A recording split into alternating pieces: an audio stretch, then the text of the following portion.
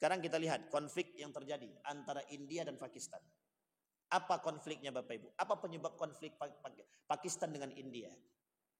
Ada yang bisa jawab Bapak Ibu? Apa konfliknya? Satu, konflik pertama dan dari dulu sampai sekarang puluhan tahun, hampir mencapai 1 abad. Konflik India dan Pakistan cuma satu yang paling nampak dan itu yang mereka tutupi, konflik agama. Palestina perang apa? Agama. Indonesia dijajah Belanda dan Jepang itu konflik apa? Agama.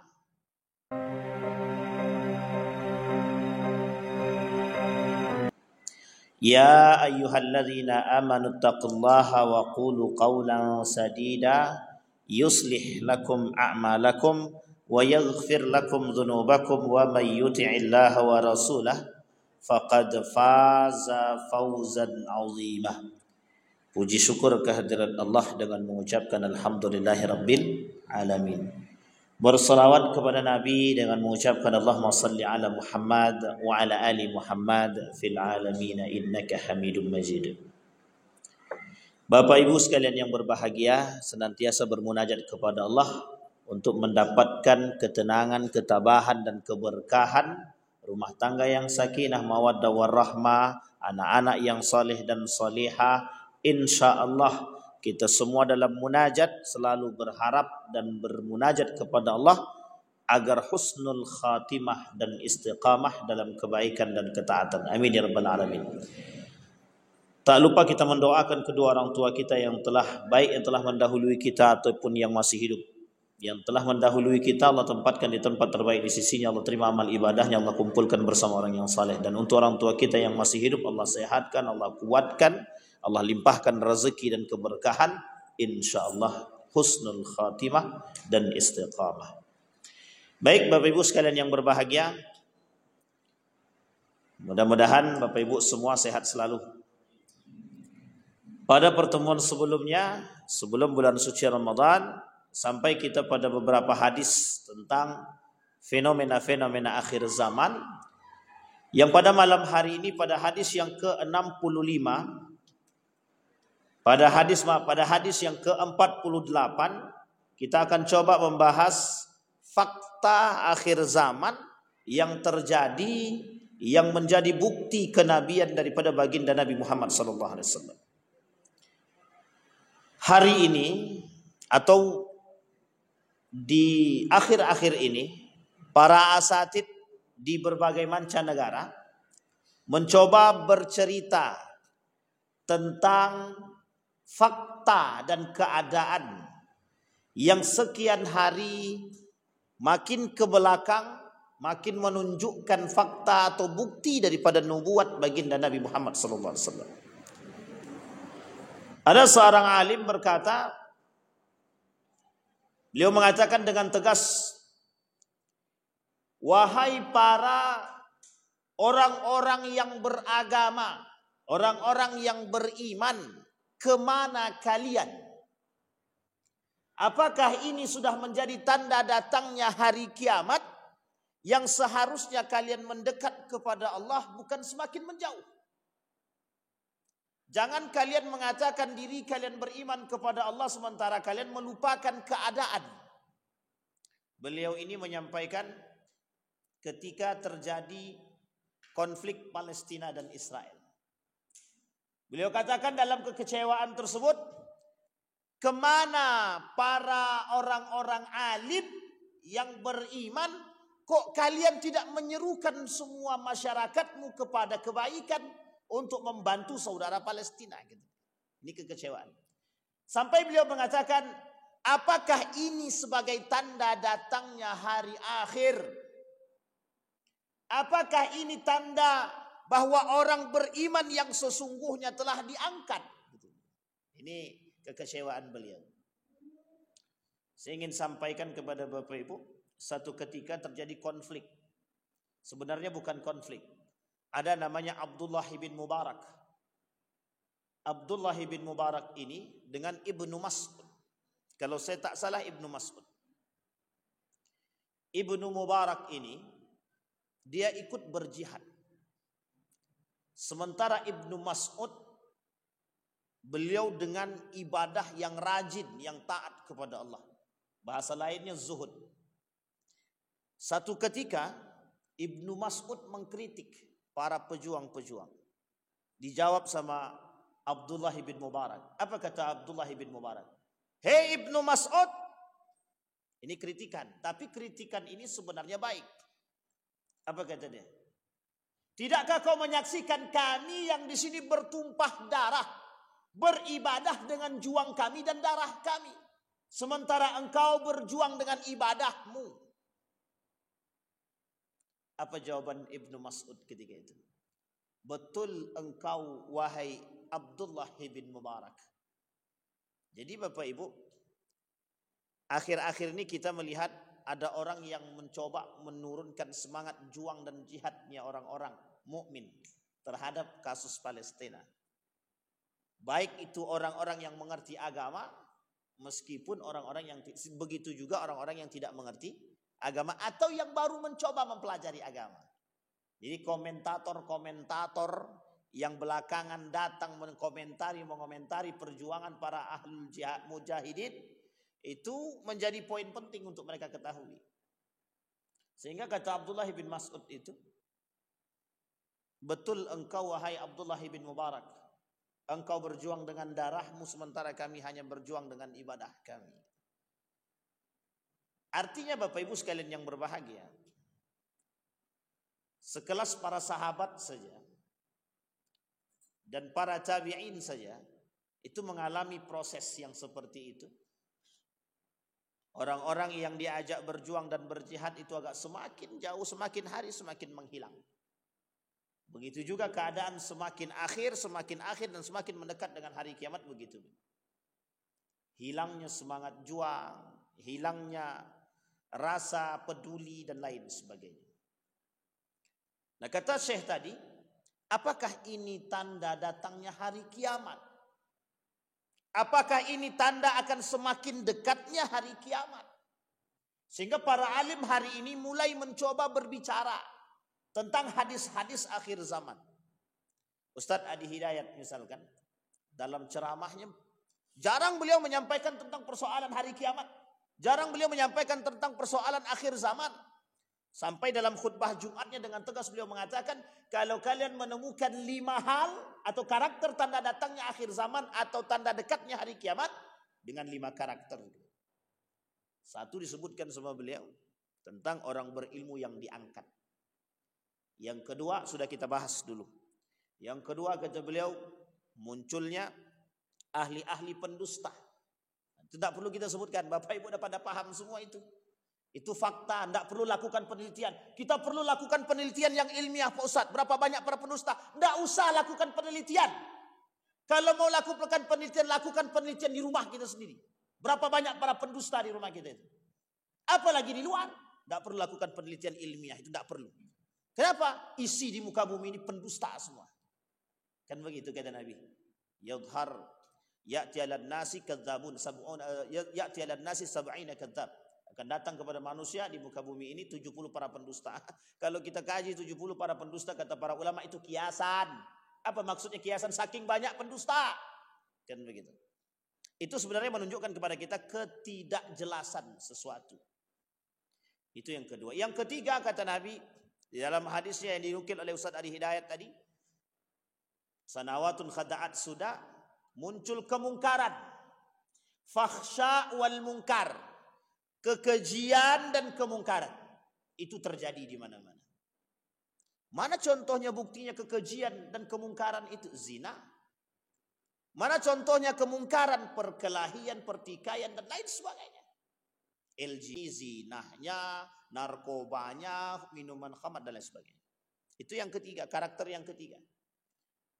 Dan karakter yang keempat yang mau kita bahas.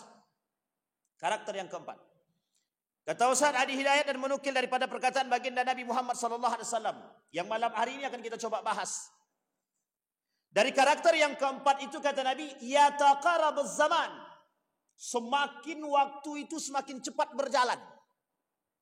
Dan masa itu terasa pendek. 1 tahun terasa 1 bulan. 1 bulan terasa 1 pekan.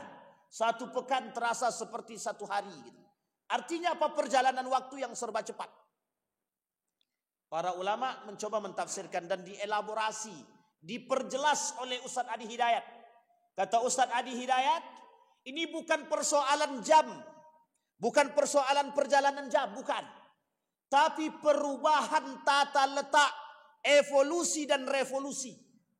Wah, ini agak tinggi sedikit bahasanya.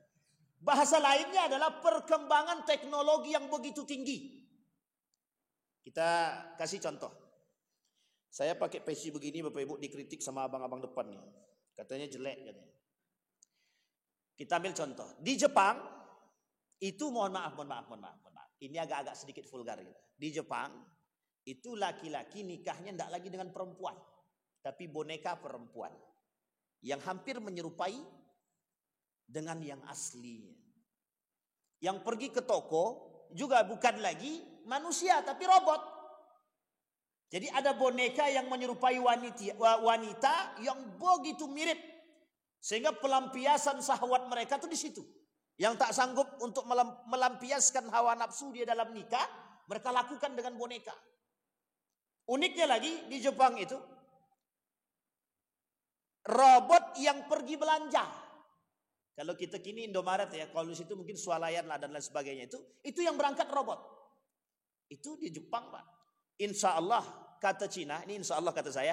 Kalau Cina kan tidak mungkin kata insya Allah, Pak. Sebagian saja. Cina akan membuat bukan pesawat, motor, cycle, tapi yang bisa terbang, yang ramah dengan lingkungan. Jadi mereka akan gunakan untuk 1 atau 2 orang isi dalam itu. Cuma 1 atau 2 orang, tapi bisa terbang. Tapi tidak terbang-terbang tinggi. Itu cita-citanya, Pak. Dan sudah mereka lakukan dalam 1 uji coba. Jadi nanti setiap orang itu hanya menggunakan alat transportasi tadi. Tidak kena panas, pakai AC, dingin, tapi pakai motor. Cuma tidak sampai ke tanah. Nggak pakai ban, nggak pakai roda. Canggih apa tak canggih? Itu belum seberapa, Pak. Masih ada cita-cita Amerika yang tertinggi. Membangun 1 chip yang chip tersebut isinya kecerdasan. Kalau bahasa lainnya intelligent artificial. Dalam bahasa lainnya AI. Sudah Bapak Ibu tengok kan? Hei AI, tengok nih. Abang nih ganteng apa tidak? Keluar, Pak. Kalau bahasa istri saya sebagai orang elektronik, itulah canggihnya sekarang, Bang. Saya bilang itu bukan persoalan canggih, itu persoalan akhlak. Di mana manusia yang bisa memanfaatkan itu dengan baik sesuai dengan iman, akhlak dan tujuan yang baik, selesai. Tapi coba bayangkan akses yang dilakukan untuk membuka semua rahasia.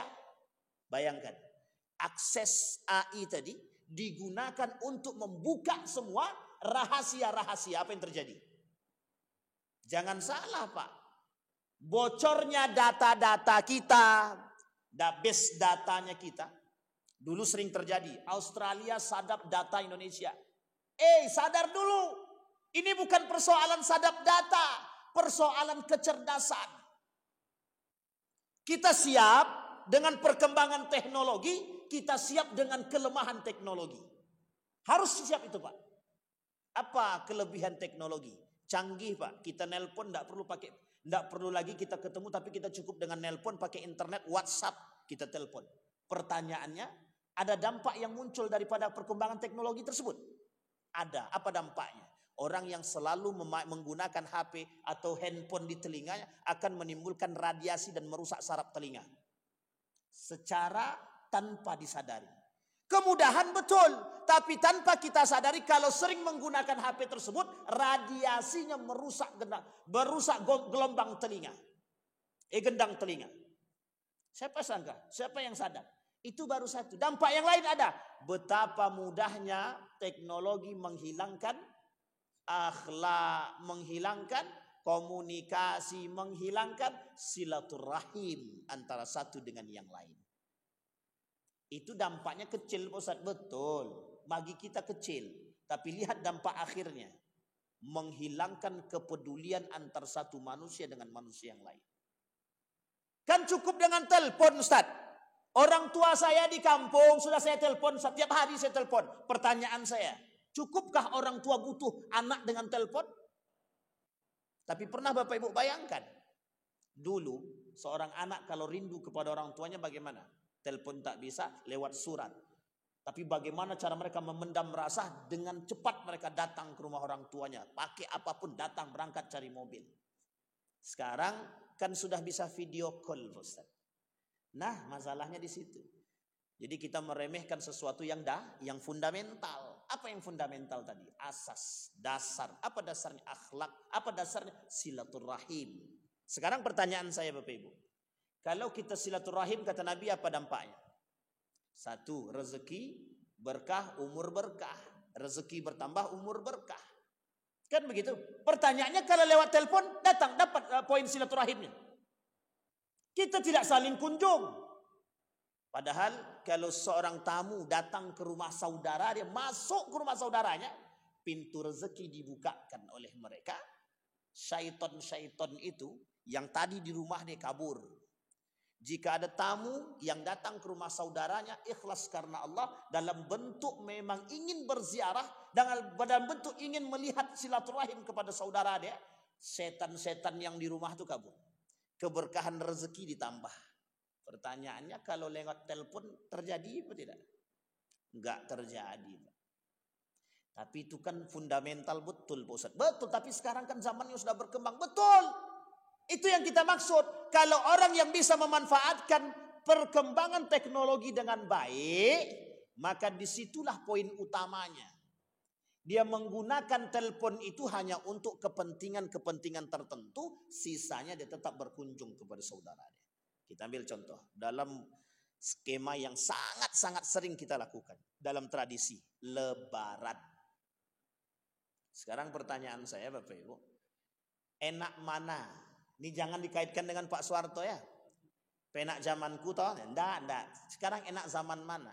Zaman dahulu kita saling kunjung satu rumah ke rumah yang lain di masa Idul Fitri dan Idul Adha, atau masa sekarang yang kita tetap berdiam diri di rumah karena kita mau kunjung ke rumah saudara, ternyata saudara kita berangkat pergi ke Padang hanya untuk menikmati investasi alam. Sekarang pertanyaan saya, enak mana? Pengen kembali ke zaman dahulu? Tidak mungkin. Pertanyaan. Saya pribadi Bapak Ibu sekalian yang berbahagia, sangat merasakan itu. Zaman dulu kita main bukan apa namanya itu? Cakak, kelereng, tak apalah namanya, guli. Sekarang hilang hanya karena teknologi. Muhammad, ayo kita main bola kita. Lanjutkanlah, aku sedang main bola juga. Rupanya main game bola. Coba bayang. Bapak di ujung, ibu di ujung, anak di tengah. Ngapain? Main game online semua. Tegur siapakah? Dalam rumah saja tidak tegur siapa, bagaimana di luar? Itu dampaknya. Komunikasi terbatas membuat kebiasaan yang tadinya baik menjadi tidak baik. Apa kebiasaan yang baik? Kebiasaan yang baik berkomunikasi dengan baik dan benar menjadi tidak baik dan tidak benar. Sekarang kita lihat dampaknya kepada anak-anak. Saya lihatkan kepada Bapak Ibu, ini fakta. Ini fakta terjadi pada anak saya sendiri. Saya ceritakan langsung sama Bapak Ibu. Anak ini berumur 3 tahun 7 bulan. Seketika kita tidak kasih HP, tapi kita kasih tontonan di televisi dengan YouTube. Tak sengaja itu ada namanya short video yang jalan. Video-video yang pendek-pendek itu. Dan bermunculan itu kalimat-kalimat yang tidak baik. Satu ketika dia panggil saya, bapaknya ini, saya. Bia, dia panggil saya Bia, Bu. Bia kok kayak babi ya? Coba bayangkan, Pak. Hanya karena video pendek lewat dan terekam sama dia. Bukan di HP saja, tapi di televisi. Yang kedua, terjadi kepada anak tetangga. Tak sengaja, dalam film tersebut, ada seorang anak yang menendang ibunya. Dipraktekkan sama anak tersebut. Bapaknya yang ditendang. Coba bayangkan. Bapak Ibu tidak perlu kita lakukan penelitian sevalid apapun. Tidak perlu Pak, tidak perlu. Tidak perlu Bapak Ibu keliling rumah, tidak perlu. Kalau pengen lihat betul dampak yang besar, kasih anak Bapak Ibu itu HP atau kasih tonton terus-terusan. Dan yang paling kelihatan, kalau anak sedang nonton, coba Bapak Ibu panggil. Sekali, 2 kali, 3 kali. Pertanyaannya, didengarkannya nggak kita? Dampak perkembangan teknologi. Pertanyaannya adalah, dari perkembangan teknologi yang sekian meningkat ini, kita semakin sulit atau semakin mudah? Semakin mudah mengakses, semakin sulit untuk meredam posisi kemungkaran, kemaksiatan, pudarnya akhlak-akhlak yang baik. Kita lakukan. Saya cari dalam beberapa penelitian. Ini penelitian zahir, ilmiah. Seorang profesor dari Amerika melakukan penelitian tentang perkembangan teknologi terhadap anak. Apa yang dikatakan? Perkembangan teknologi terkhusus pada gadget merusak anak-anak generasi di bawah umur. Coba bayangkan. Saking sudah capeknya guru sekarang terlena dengan HP, anak didiknya dibiarkan. Maka kata Nabi, yataqarrabuz zaman. Waktu semakin terasa dekat. Kenapa terasa dekatnya waktu? Karena perkembangan teknologi. Orang dulu mau cari Kiai Haji Zainuddin MZ itu harus ke Jakarta dulu. Tapi setelah itu muncul YouTube, bisa disaksikan di YouTube.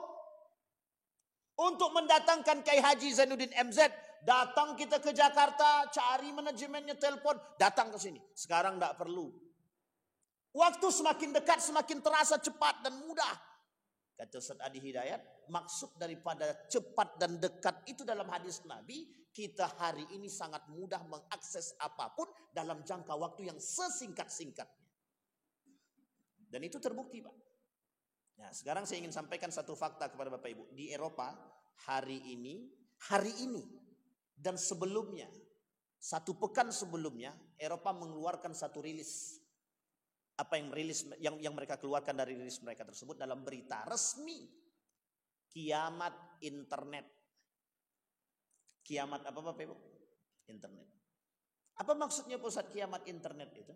Hari ini kita lihat.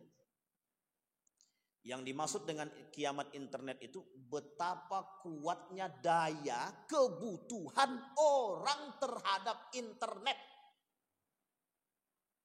Hampir semua tempat itu ada wifi atau wifi. Hampir semua tempat ada wifi. Hampir semua M3, Mentari, itu apa namanya itu? Pokoknya itulah. Jaringan-jaringan itu menyediakan layanan-layanan internet bahkan 50.000, 100 giga kata dia. Bersaing Pak. Dulu enggak 50.000 cuma 4 giga. Sekarang 50.000 100 giga.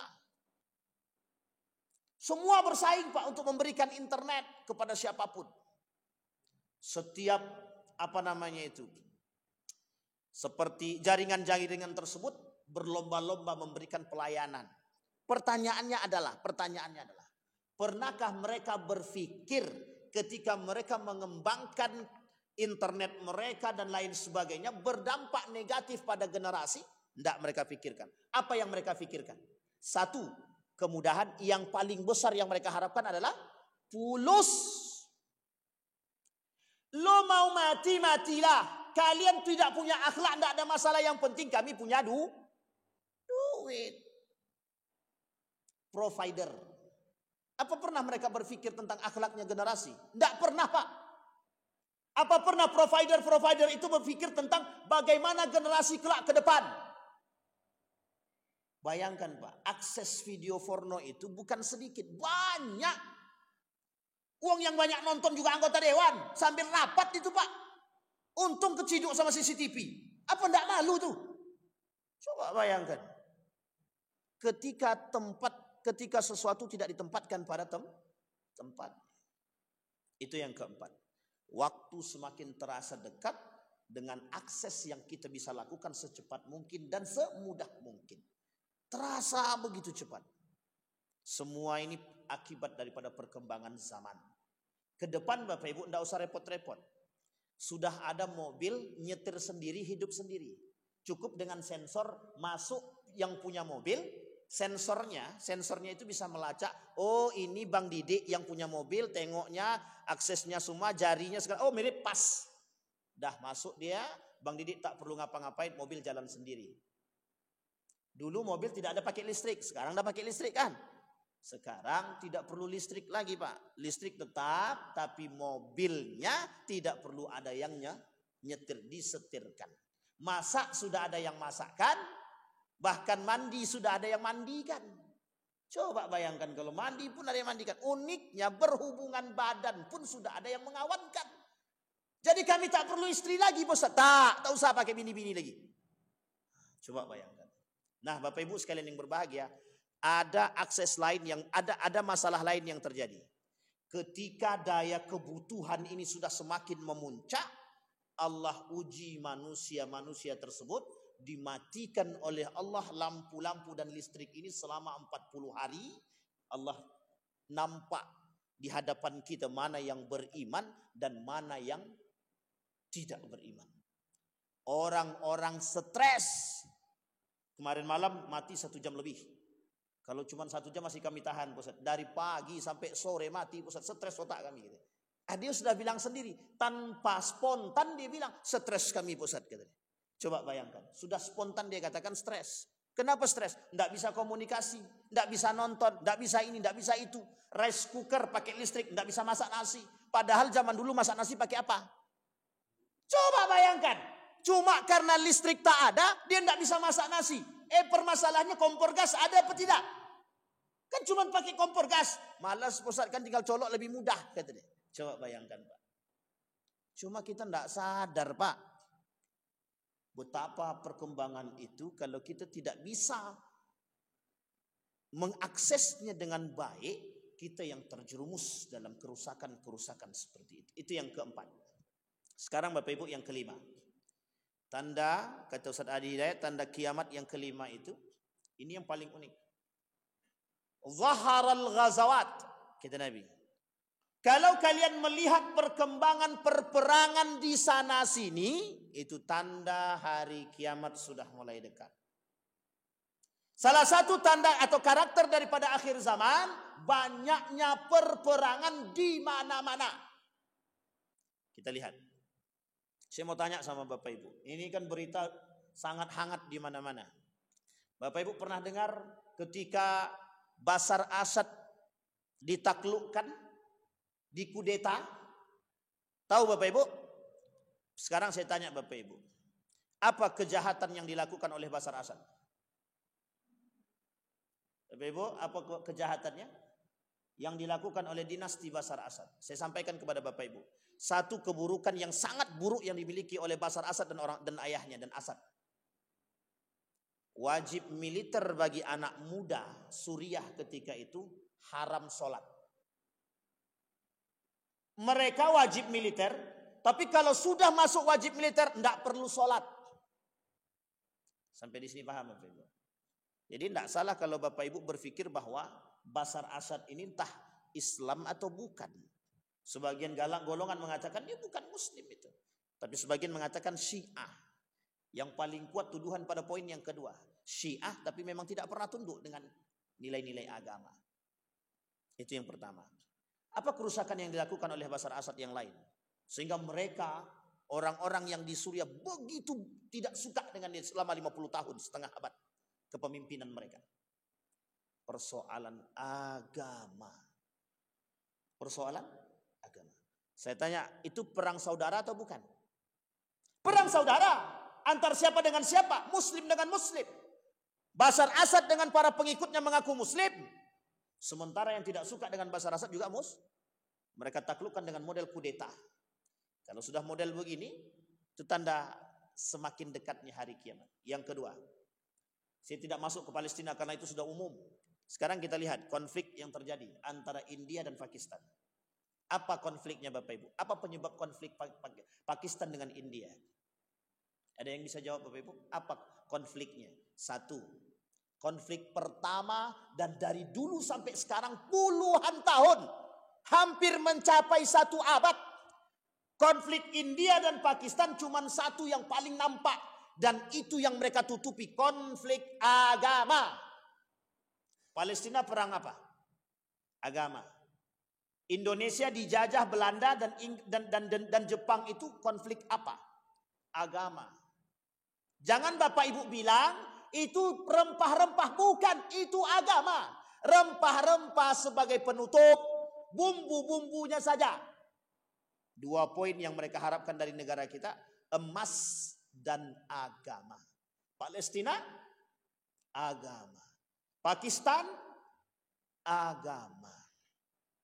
Amerika dengan yang lain, agama. Hitler, agama. Semua persoalan hari ini itu perangnya perang agama. Ditutupi dengan konflik satu, kepentingan politik. Yang kedua, ekonomi. Negara-negara timur, konflik yang terjadi satu penyebabnya. Selain daripada konflik agama, yang mereka bumbukan dengan konflik ekonomi, persoalan minyak dan persoalan emas. Sampai di sini paham, Bapak? Apa kata Allah dalam Al-Quran? Hadapkan wajahmu ke arah timur. Apa maksud ayat ini? Ternyata maksud ayat ini adalah di timur itu, yang pertama, banyak akan terjadi konflik-konflik. Ada negara yang didoakan oleh Nabi, Syam dan Yaman. Itu masuk dalam doa Nabi, Allahumma barik, ya Allah berkahi untuk negara Syam dan Yaman. Indonesia tidak masuk. Indonesia tidak masuk. Kenapa? Karena orang-orang Yaman yang ada di Indonesia diusir. Nah, ini konflik. Tadi pagi ada yang bertanya, bagaimana pendapat Ustadz tentang Ba'alawi? Saya bilang mencapekkan badan saja sebenarnya. Kalau abang tidak tahu, tidak usah ikut komentar, saya bilang. Apalagi persoalan Ba'alawi ini. Kalau memang ternyata mereka betul keturunan Nabi, kita caci maki. Jangan pernah bermimpi masuk surga. Kalau betul mereka keturunan Nabi dan kita mencaci maki, jangan pernah bermimpi masuk surga. Orang yang mencaci maki keturunan Nabi, mereka telah mencaci maki Nabi. Coba bayangkan, Wahsy saja tidak ditegur sama Nabi. Untung dia sudah bersyahadat masuk Islam dan Nabi memaafkannya. Yang kedua, kalau mereka berdusta atas nama Nabi, mereka sudah membuat tempat khusus di neraka. Man kadzdzaba alayya muta'ammidan falyatabawa maq'adahu minan nar. Orang yang berdusta atas namaku, kata Nabi, baik mengaku keturunanku, mengaku ada perkataan-perkataanku yang aku tidak pernah berkata. Mereka katakan itu hadis tapi ini bukan hadis. Orang yang berdusta atas namaku, kata Nabi, bersiaplah, mereka telah membuat tempat di neraka khusus untuk mereka. Jadi Bapak Ibu, ini persoalan selesai. Yang menjadi tidak selesainya adalah konflik ini dibesar-besarkan. Bapak Ibu boleh lihat, seharusnya orang yang di daerah-daerah tidak pernah mengenal konflik-konflik itu. Tapi karena ada YouTube, ada berita, media yang sifatnya online bukan cetak, mereka sudah mendengar dengan cepat, bisa mengakses. Uniknya ketika akses berita tersebut bukan dengan iman, tapi cukup dengan akal, tapi tanpa dorongan iman, yang terjadi apa? Nafsu yang berbicara. Ketika dia suka dia bantu, kalau dia tak suka dia caci. Itu yang terjadi sekarang. Kembali kepada poin tadi. Perang hari ini di mana-mana. Saudi perang dengan Iran, Pakistan dengan India, Suria berperang. Di mana-mana perang sekarang, Pak. Qatar mulai ingin diperangi, Yaman diperangi.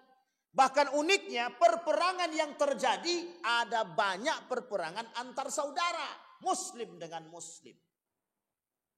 Yang disebabkan oleh siapa? Kaum-kaum Yahudi yang melakukan propaganda dan mengadu domba.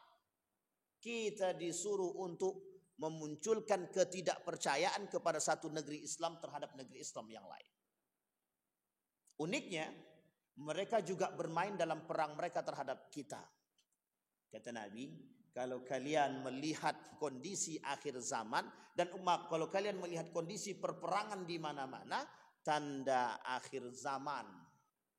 Bahkan Nabi itu, kenapa disebut sebagai Nabi akhir zaman? Karena Nabi tidak ada lahir lagi selain dari Nabi tersebut. Satu. Yang kedua, karena Nabi membawa risalah tentang akhir zaman. Apa risalah akhir zaman? Yang kita pelajari dari kemarin sampai hari ini. Semua perkataan Nabi, pertanyaan saya, apakah semua perkataan Nabi itu terbukti? Terbukti apa tidak? Yang tidak mengatakan tidak terbukti angkat tangan. Berarti masih diragukan keimanannya kan? Terbukti, sangat terbukti. Dari yang pertama, ilmu dicabut, orang-orang cerdas, orang-orang alim yang betul-betul alim susah kita akses. Yang banyak kita temukan para khutbah, penceramah, tapi tidak beriman dan berilmu. Satu. Yang kedua, apa yang kita temukan? Orang-orang yang melakukan kekejian, kemungkaran di mana-mana tanpa rasa malu. Kita temukan. Minum khamar, zudi, zina dan lain sebagainya. Kita temukan. Yang ketiga, waktu yang semakin terasa dekat, kita rasakan.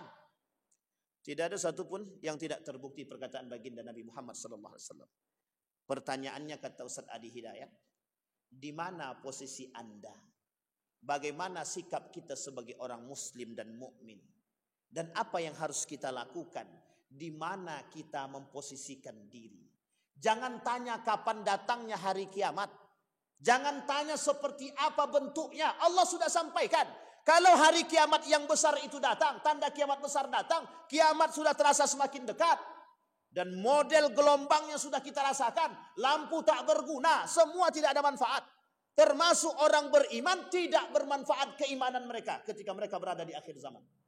Bayangkan Pak, ketika hari kiamat sudah mulai dekat, terjadi tanda 10 tanda kiamat besar, apa kata Nabi?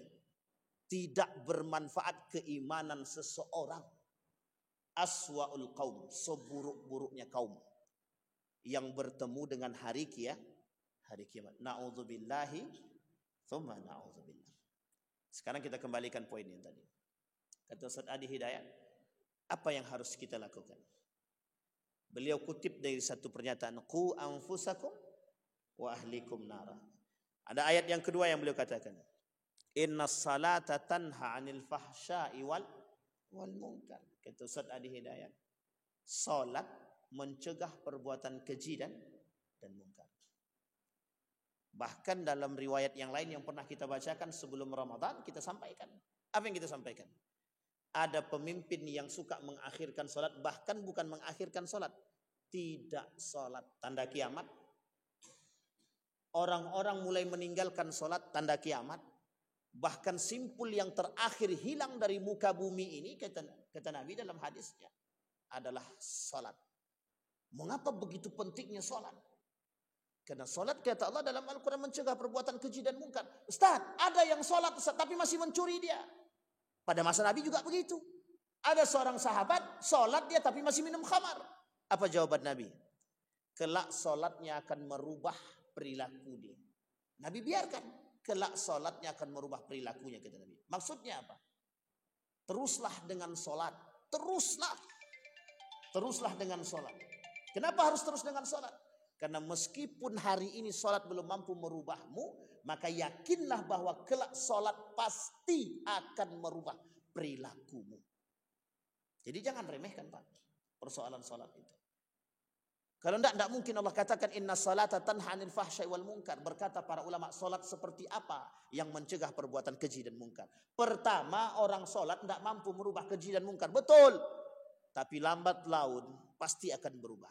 Satu ketika ada seorang wanita yang sudah menikah, tiba-tiba sang suami pergi keluar kota untuk melakukan tijarah, perdagangan. Dan satu ketika, satu hari atau satu masa datang seorang pemuda yang sering melihat perempuan tersebut keluar rumah tanpa suami. Dan kemudian dia katakan bahwa dia menyukai perempuan tersebut. Setiap hari dia datangi rumah perempuan tersebut. Laki-laki ini tidak sholat. Laki-laki ini selalu melakukan kemungkaran dan maksiat. Satu ketika datang dia ke rumah perempuan, dia ketok pintunya. Saking capeknya perempuan tadi, kedatangan laki-laki tersebut, takut akan fitnah, dia katakan kepada laki-laki tadi, saya akan menikahi dirimu tapi dengan satu syarat. Apa syaratnya? Salatlah engkau selama 40 hari, jangan pernah keluar dari masjid. Untuk laki-laki tadi, jangan pernah keluar dari masjid. Salatlah engkau selama 40 hari, tahajud dan duha. pada hari yang terakhir atau setelah hari yang ke-40, datanglah ke sini, aku akan menikah denganmu dan aku akan menggugat cerai suamiku. Digitukan sama perempuan tadi. 40 hari kemudian tak datang. 1 pekan kemudian setelah 40 hari tak datang. Satu ketika perempuan tadi bertemu di tengah jalan. Apa jawaban laki-laki? Aku sudah tak minat dengan dirimu. Coba bayangkan. Perbuatan yang terus dia buat bisa menafikan perbuatan-perbuatan yang mungkar yang ada pada diri dia. Dengan catatan solatnya diperbaiki sedikit demi sedikit. Nah, tapi kami memang tidak niat solat, bagaimana Ustaz? Ya tidak apa-apa, solat aja meskipun tidak niat tidak apa-apa. Nanti juga niat sendiri dia itu. Kalau udah capek dia pasti niat sendiri itu. Nah, sampai di sini bisa dipahami Bapak Ibu. Ada pertanyaan Bapak Ibu? Diam semua, semakin terasa kiamat semakin dekat Ustaz. Tenang. Yang rata-rata di sini kan sudah menikah, jadi sudah aman insya Allah. Yang belum nikah yang tidak aman nih. Ada yang belum menikah kan? Tidak ada, Masya Allah. Baik. Ada pertanyaan Bapak Ibu? Cukup ya? Cukup Bapak Ibu? Baik. Inilah kemudian kondisi kita hari ini Bapak Ibu, yang disampaikan oleh Allah dan Nabi-Nya dalam perkataan Allah, dan begitu juga dalam perkataan baginda Nabi Muhammad SAW, yang secara nyata terbukti di hadapan kita tanpa harus melakukan penelitian secara ilmiah. Itu sudah terbukti secara nyata. Sehingga dorongan Nabi mengatakan kepada para sahabat, bukan kalian, tapi yang terjadi pada masa yang akan datang setelah generasi setelah kalian. Makanya para sahabat meminta kepada Nabi, ya Rasul, doa mintakan kepada Allah matikan kami sebelum bertemu pada masa itu. Kata Nabi, tenang. Ini bahasa saya. Kata Nabi, tenang. Kalian tidak akan ketemu. Yang ketemu itu yang setelah. Terbukti Bapak Ibu. Hari ini, kata Ustadz Adi Hidayat, hari ini prosesi keimanan harus kuat-kuatan. Maksudnya apa? Harus kuat kita beriman, betul-betul beriman. Maka pegangan harus kuat. Karena anginnya semakin kencang. Semakin kencang angin itu. Maka kita harus punya pegangan yang harus kuat. Kalau tidak kuat kita goyang, kita yang terjerumus. Na'udzubillahi tsumma na'udzubillah. Insyaallah kita lanjutkan pada pertemuan yang akan datang dalam hadis-hadis tentang prahara akhir zaman yang mulai terbukti sedikit demi sedikit di hadapan kita, yang mudah-mudahan bisa menjadi pengingat kita untuk tetap istiqamah dalam ketakwaan kepada Allah. Fa'tabiru ya ulil absar la'allakum tuflihun. Assalamualaikum warahmatullahi wabarakatuh.